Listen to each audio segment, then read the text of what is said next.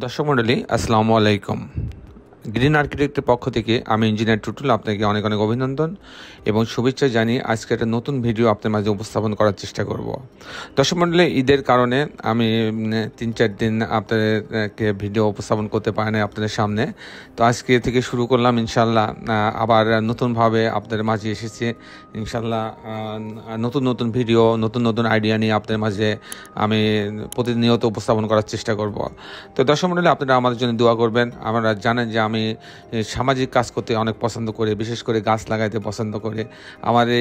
আমাদের অবসর সময় যেটুকু পাই, আমার সাধ্য আছে সেটুকুর মধ্যে কিছু সামাজিক কাজ করার চেষ্টা করি। তো দর্শক মণ্ডলী, সেটা বড় কথা না। আজকে আমি একটা 4 ডেসিমেল জমি, 4 শতক জমির মধ্যে একটা আপনার 5তলা বাড়ির প্ল্যান, ডিজাইন এবং এর খরচের একটা হিসাব আমি আপনার মাঝে তুলে ধরার চেষ্টা করব। দর্শক মণ্ডলী, এটা হচ্ছে যে 4 শতকে 2 ইউনিট একটা বাড়ি হবে, 5তলা বাড়ি হবে। তো এই 5তলা বাড়িটাতে আমি মূলত প্রত্যেক ইউনিটে 875 স্কোয়ার ফিট পাবে। তো 875 স্কোয়ার ফিটের মধ্যে 3টা বেডরুম দিয়ে কিন্তু আমি এই বাড়িটা করব।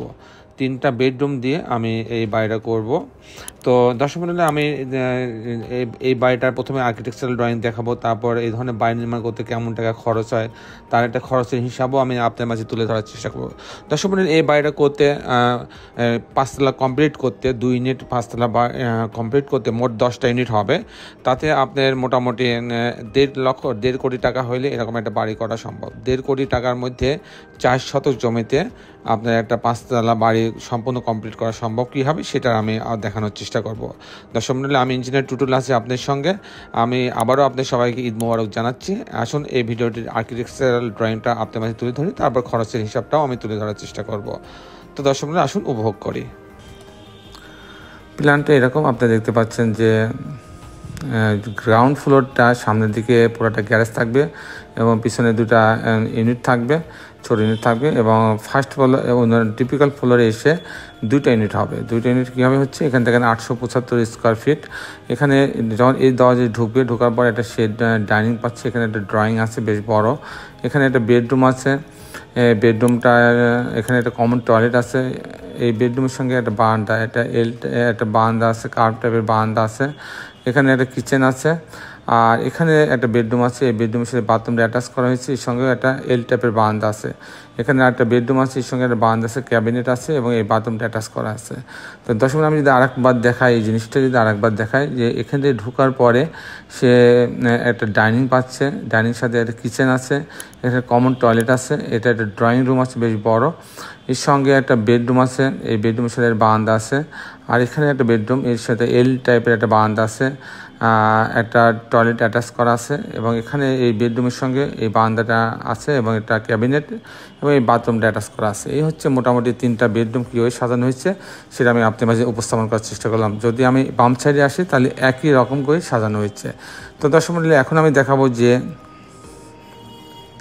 এই ধরনের বাড়ি নির্মাণ করতে কত টাকা খরচ হয় তার একটা প্রাথমিক হিসাব আমি আপনাদের তুলে ধরার চেষ্টা করব। যেমন এই ধরনের বাড়ি নির্মাণ করতে যদি আমি অ্যাভারেজ খরচ হিসাব করি, যেহেতু এখানে লিফট নাই, এই ধরনের বাড়ি যদি কমপ্লিট করছে ফাউন্ডেশন সহ, গাঁথনি সহ, প্লাস্টার রং করা, মানে এটা মূল কমপ্লিট একটা বাড়ি, যে বাড়িতে মানে বসবাস উপযোগী একটা বাড়ি তৈরি করতে চায়, তাহলে এরকম একটা ছবির মতো বাড়ি তৈরি করতে 1800 টাকা স্কোয়ার ফিট খরচ হবে। পার স্কোয়ার ফিট 1800 টাকা খরচ হবে। দর্শক মণ্ডলী, এই ছিল মোটামুটি আজকে আমার উপস্থাপনা। আপনি যারা দেশে এবং দেশের বাইরে আমার এই ভিডিওটি দেখলেন, সবাইকে আমি আমার প্রতিষ্ঠান গ্রিন আর্কিটেক্টের পক্ষ থেকে অনেক অনেক অভিনন্দন এবং ধন্যবাদ জানাচ্ছি।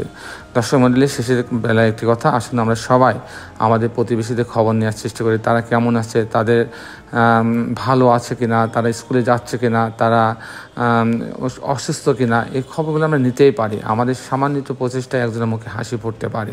তো আমরা সবাই মিলে ভালো থাকার চেষ্টা করি। তো দর্শক মণ্ডলী, আজকে বিদায়, আল্লাহ হাফেজ।